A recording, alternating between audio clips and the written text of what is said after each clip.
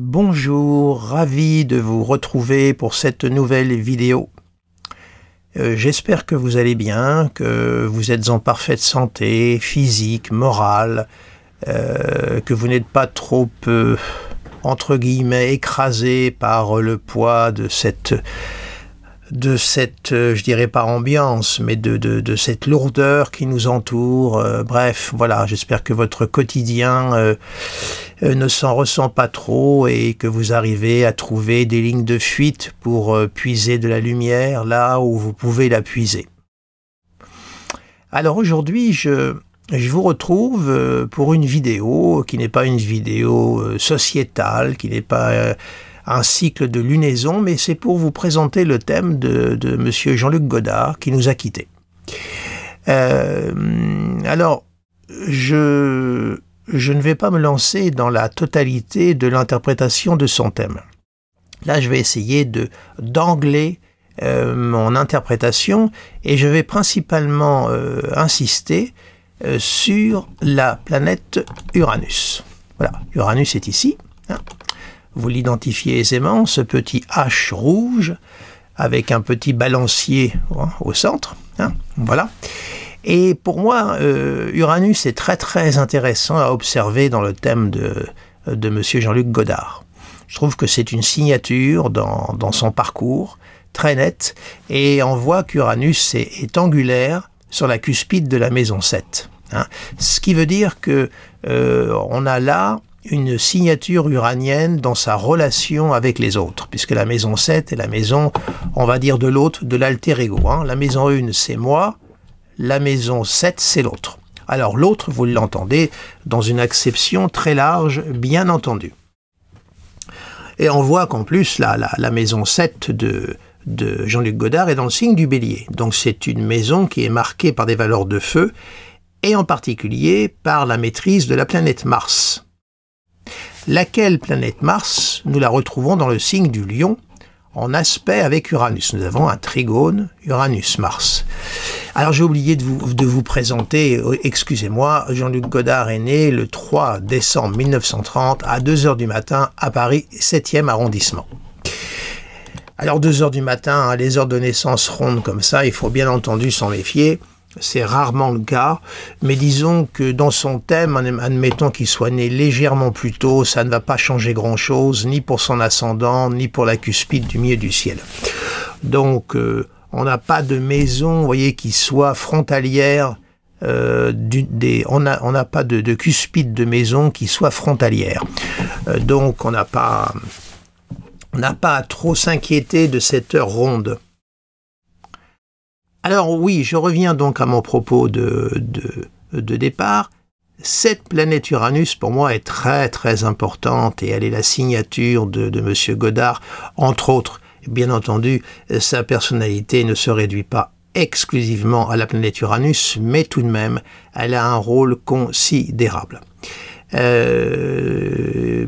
Pourquoi ? Bien parce que d'abord, elle est angulaire et vous voyez que monsieur Godard a des angularités très fortes. Uranus angulaire au fond du ciel, Saturne angulaire en Capricorne. Alors, pardonnez-moi, Uranus angulaire à la maison 7 et Saturne Capricorne angulaire au fond du ciel. J'ai toujours un temps d'avance dans mes réflexions quelquefois, vous m'excuserez, quelquefois je fais du yo-yo parce que je vais beaucoup trop vite dans ma tête, donc quelquefois je saute des étapes. Donc je reprends lentement, un Uranus angulaire maison 7 et un Saturne angulaire fond du ciel, en plus un Saturne en Capricorne, donc il est en domicile. Et on peut même compter la conjonction Jupiter-Pluton en conjonction du milieu du ciel. Donc autrement dit, monsieur Godard a de très très fortes angularités. Voyez. Alors on pourra toujours me rétorquer que c'est Uranus là, qui est au carré de Saturne. D'accord ? Et cette conjonction Jupiter-Pluton, ce sont des aspects de génération. Vu la lenteur des planètes. Alors la remarque est tout à fait pertinente, je l'entends parfaitement. Mais là, pour monsieur Jean-Luc Godard, ces planètes lentes, effectivement, ont une valeur importante parce qu'elles sont dans les angles de son thème. elles sont angulaires, comme on dit. Donc elles prennent une signification et une valeur précise. C'est là où on peut avancer les termes de dominante. Voilà. Alors, Uranus, donc, je reviens sur ce fameux Uranus. Uranus, qu'est-ce qu'il marque? Vous commencez à le savoir. Uranus est la planète du signe du Verseau, et on voit que la maison 5, dans le thème de M. Godard, est dans le signe du Verseau, précisément. Ça veut dire que la maison 5 est sous la maîtrise d'Uranus, mais il y a aussi une autre planète derrière le Verseau qui est Saturne. Nous l'oublions jamais. Saturne, lui, est en Capricorne, et M. Jean-Luc Godard est né sous un carré Uranus-Saturne.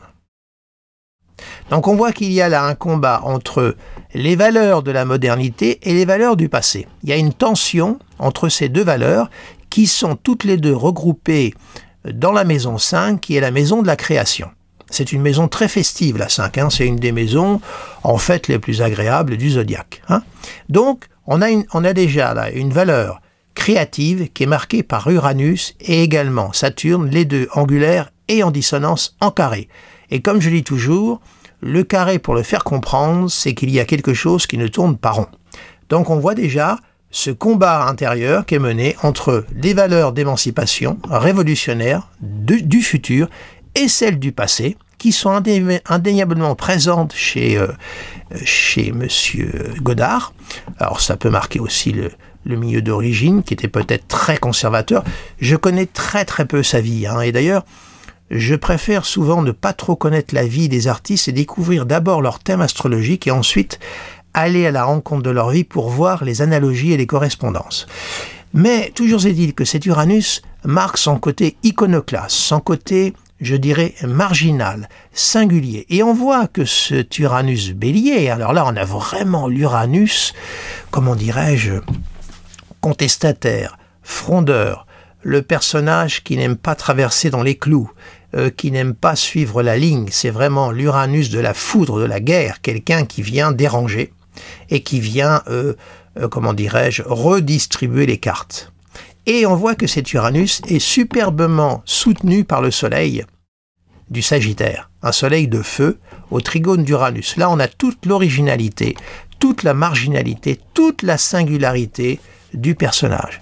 Et c'est d'autant plus fort chez lui que le soleil, qui est en signe du Sagittaire, maîtrise le Mars, qui est en Lion. Et il y a un trigone. Donc, monsieur Godard est né sous un grand trigone de feu, que vous pouvez lire là, voyez. Soleil, Mars, Uranus, Mars. Ça, c'est un trigone d'une puissance, d'une énergie, d'une singularité tout à fait remarquable, le tout en signe de feu. Donc on a là déjà une signature de quelqu'un qui n'est pas du tout disposé comment dirais-je, à suivre la ligne, à suivre la norme. Il y a là une capacité de se mettre en rupture, en totale rupture. Et on rajoute que le maître du signe solaire, qui est en relation avec Uranus et en relation avec Mars, c'est Jupiter, puisque M. Godard est né sous le signe du Sagittaire, donc Jupiter est la planète qui a maîtrise. Et ce Jupiter, on le retrouve à la culmination, exalté dans le signe du Cancer, conjoint à Pluton. On a donc un maître de signe solaire, culminant, angulaire au MC, conjoint à Pluton. Alors là, on a aussi le personnage, évidemment avec une conjonction Jupiter-Pluton à la culmination, qui est au trigone d'une Vénus en 2, mais surtout, ce Jupiter-là, maître du Soleil, et également de Mercure, dont je vais vous parler tout à l'heure, conjoint à Pluton. Là aussi, on a le personnage, évidemment, qui va déranger. Cette conjonction Jupiter-Pluton, quand même, qui culmine, est une position de pouvoir, de puissance, indéniablement. Comment dirais-je, M. Godard était tout à fait conscient, à mon avis, de ce qu'il était, de son talent, puisque vous savez, les aspects Soleil-Uranus, ça peut conférer ce qu'on appelle quelquefois le génie, par le fait qu'on apporte quelque chose de neuf, on apporte quelque chose de jamais vu, de jamais entendu, de jamais lu. Il y a cet aspect extrêmement génial, fulgurant, vous vous rendez compte, c'est du feu.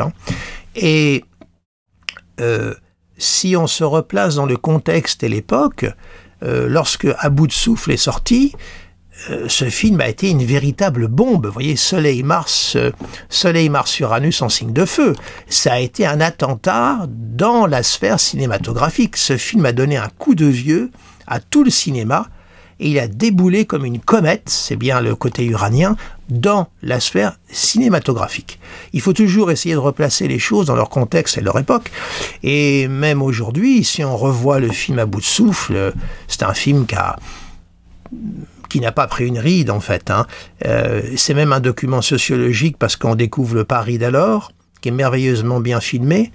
Alors ensuite, il va y avoir Pierrot le Fou qui va suivre. Alors là, on est vraiment dans le côté aussi Uranus, là, le côté débordant, le côté iconoclaste du personnage qui est interprété par Jean-Paul Belmondo, où il y a des répliques absolument cinglantes. Et là, on voit tout l'aspect en rupture. Je ne rentrerai pas dans les options politiques de Jean-Luc Godard à l'époque, puisqu'il avait adhéré au maoïsme, ce qui relève bien de cet Uranus bélier angulaire, radical, le côté rouge, révolutionnaire. Ce n'est pas mon propos, mais on arrive aussi à comprendre pourquoi il a, comme beaucoup d'intellectuels d'alors, adhéré au maoïsme. Alors je ne vais pas rentrer dans l'analyse critique de cette orientation politique, c'est pas mon propos. Mais toujours est-il que pour moi, cet Uranus-là, vous voyez, c'est vraiment la signature de Jean-Luc Godard. C'est une planète qui est capitale pour comprendre l'homme qu'il était. Et Uranus aussi, j'ai oublié de vous le signaler au départ, j'aurais dû, symbolise aussi tout ce qui est lié aux médias, et aux multimédia, au monde du cinéma, au monde de tout ça, ça fait partie du monde d'Uranus, indéniablement. Et on voit quand même qu'il a des planètes qui sont quand même valorisées. On a un Saturne qui est fort, et un Jupiter qui est exalté. Jupiter étant le maître du Soleil. Alors le Mercure, lui. Alors le Mercure, vous voyez, il est tout seul, en Sagittaire, et il est au semi-sextile de Vénus. On a un semi-sextile exact. Alors pour les semi-sextiles, j'ai pris un ordre de 0,50. C'est pour vous dire combien je sers les aspects pour les configurations dites mineures. Et là, on a un semi-sextile exact de Mercure à Vénus, de la 2 à la 3. La 3 qui est une maison qui est liée à la communication, les échanges, c'est la maison d'origine du signe des Gémeaux. Et on a une belle relation entre le mental, l'élaboration intellectuelle de Mercure et les valeurs créatives d'une Vénus qui est maîtresse du signe ascendant, ne l'oublions pas. Et on voit que cette Vénus qui est dans la maison 2, maîtresse d'ascendant, est au trigone de la très belle conjonction Jupiter-Pluton à Vénus. La carrière qui s'appuie sur les revenus, je suis très prosaïque et pragmatique, mais l'astrologie, je crois que pour la comprendre, il faut en passer par là. On a un ascendant qui est projeté dans la maison 2, en relation avec Jupiter-Pluton 10. Donc on voit que les moyens qui vont lui permettre de vivre passent par une qualité vénusienne qui est, il est vrai, plutonisée et martienne. Donc ça va être une Vénus donc également là, marquée par la valeur de Pluton et de Mars. Eh bien ce ne sont pas forcément des valeurs très faciles. Ça va être des valeurs créatives qui vont certainement provoquer, peut-être même agresser. Parce qu'on voit que cette Vénus tout de même est aussi au semi-carré de Saturne, pardonnez-moi, et bon, au semi-carré de l'ascendant, ça c'est pas bien méchant, mais il y a un semi-carré à Saturne, donc on voit qu'il y a du frein, là, on voit qu'il y a de là. Alors ça peut être aussi, vous voyez, cette Vénus-là, maîtresse d'ascendant, au semi-carré du Saturne, qui est le maître de la 4 angulaire, la rupture peut être aussi avec son milieu, puisque je crois qu'il était issu d'un milieu bourgeois. Ça peut marquer ce semi-carré, cette rupture, avec ce milieu bourgeois qui est en plus, appuyé par cet Uranus angulaire 7, qui fait carré à Saturne et qui fait carré également à la pointe de 4, qui est le milieu d'origine et les valeurs de la famille. Alors vous notez qu'il est né sous un carré Uranus-Saturne et que actuellement le carré Uranus-Saturne se reforme et il meurt sous la reformation de ce cycle. Vous voyez, il était né sous le cycle Uranus-Saturne, on va dire l'intercycle, le carré, qui jouait également sur la cuspide de son milieu du ciel, et il s'éteint au moment où cette configuration se recrée. Uranus est actuellement dans la maison 8 de son thème, enfin s'y trouvait. au carré de son Mars natal. Hein. Donc on voit aussi là, les cycles qui se répètent. Pluton, qui est parti de la 10, se trouvait dans la 4, qui est le début et la fin de la vie, ici. Hein. Donc je pense que M. Godard devait être très très malade, hein, puisque Pluton est rentré dans sa 4 et s'est mis à l'opposition. Bref, je pense qu'il devait être... je ne sais pas les raisons de son départ. Je reste sur la vision du cinéaste. Moi, j'ai pas trop lu la presse sur je sais qu'il est mort par suicide assisté. Il a demandé lui-même à mettre fin à ses jours. Et là, on retrouve aussi, vous voyez, la détermination uranienne.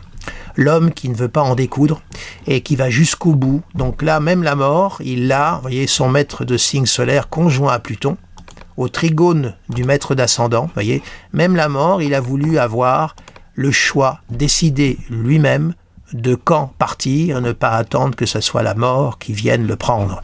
On voit là la détermination très prométhéenne d'un Uranus angulaire bélier, maison 7. Alors il se projetait sur les autres d'une façon uranienne. Hein. Il était perçu comme un uranien, comme quelqu'un évidemment de complètement imprévisible, de très très déroutant, quelqu'un qui, comment vous dirais-je, n'empruntait pas les lieux communs. Hein. Il était très, comment dirais-je, très déstabilisant quand vous écoutez ses interviews, la manière dont il répond, sa façon d'appréhender même la réalité. Il était tout de même, c'était quelqu'un d'extrêmement singulier. Il y en a qu'un seul, Godard, hein, c'est clair. Hein, et je ne pense pas qu'il y en ait un autre. Hein. Alors c'est intéressant, vous voyez, il y a une lune taureau, une lune exaltée, j'ai oublié de vous le dire aussi, cette lune, au trigone de Neptune, voyez, et trigone Saturne. Donc il y a un inconscient, chez lui il y avait de la volupté, il y avait quand même une note de sensualité. La lune au trigone de Neptune, Neptune qui marque l'inspiration, c'est un Neptune mercurien, donc l'inspiration était là. Au trigone de cette lune qui marque l'inconscient, qui marque aussi le rêve, la lune est maîtresse du milieu du ciel. Hein. Donc on voit que le maître du milieu du ciel est exalté en taureau au trigone de Neptune. Donc ça c'est son inspiration complet. Et Saturne, Capricorne, qui lui a permis, puisque Saturne est aussi au trigone de Neptune, hein, voyez, ça lui a permis de pouvoir concrétiser et construire, de pouvoir réaliser. Hein, parce que l'inspiration, c'est important, mais ensuite il faut avoir les capacités de pouvoir, je dirais, donner forme, matérialiser l'inspiration. Or Neptune nous donne l'inspiration, mais il ne nous donne pas forcément les moyens de les matérialiser, de donner forme à cette inspiration. Alors on a quand même un Neptune qui est dans un signe de terre, donc déjà sous une maîtrise mercurienne, au trigone d'une lune de terre taureau et au trigone d'un Saturne Capricorne. Donc là, il y a quelque chose de bien structuré. Hein. Donc ça veut dire que c'est quelqu'un qui savait où il allait. Si les autres étaient déroutés, lui, il avait déjà une idée où il allait. Il savait ce qu'il faisait. Très bien. Il y a le côté aussi Uranus 7, c'est son côté très iconoclaste dans sa façon de diriger les acteurs. Hein. Les acteurs ne savaient pas du tout ce qu'ils allaient faire du jour au lendemain. Hein. Il les laissait totalement libres, quelquefois, d'improviser. Donc les acteurs étaient tenus de puiser au fond d'eux-mêmes pour aller chercher quelque chose, puisque quelquefois ils ne donnaient pas. Ils laissaient l'acteur partir à sa propre source d'inspiration. Hein. Alors, il y a une chose que je voulais vous dire, parce que pendant que je vous parlais, mon esprit était passé sur autre chose. Oui, ce Mercure, donc là, il est idéalement sous la maîtrise de Jupiter, semi-sextile Vénus, et sous la maîtrise de Jupiter, lequel est conjoint à Pluton. Ouais. Alors avec ce Saturne, vous voyez au fond du ciel, la maître de 4, je pense que c'est un homme qui avait certainement besoin de temps en temps de se retirer dans son monde à lui, certainement besoin de solitude. C'est un homme certainement qui avait il y avait une grande profondeur hein, chez lui, indéniablement. Vous voyez, ce Saturne est quand même fort. Hein, vous voyez, il est quand même opposé au MC, trigone Lune, trigone Neptune, carré Uranus, carré ascendant, semi-carré Vénus, semi-sextile au Soleil. Ah oui, j'ai oublié de vous dire ça, regardez. Le Soleil, un semi-sextile, Soleil, Saturne, et Mercure semi-sextile Vénus. Bah, lui aussi, hein, il a très bien fait jouer ces semi-sextiles hein, sur le plan créatif, intellectuel. Hein. Remarquable, voyez. Soleil-Saturne, ça donne aussi une capacité à construire, à structurer les choses, à leur donner forme, à les mener jusqu'au bout. Alors on sait qu'il a eu beaucoup de mal, hein, évidemment, dans sa carrière, souvent à trouver les fonds, l'argent pour faire ses films, qu'il les faisait avec très très peu de moyens.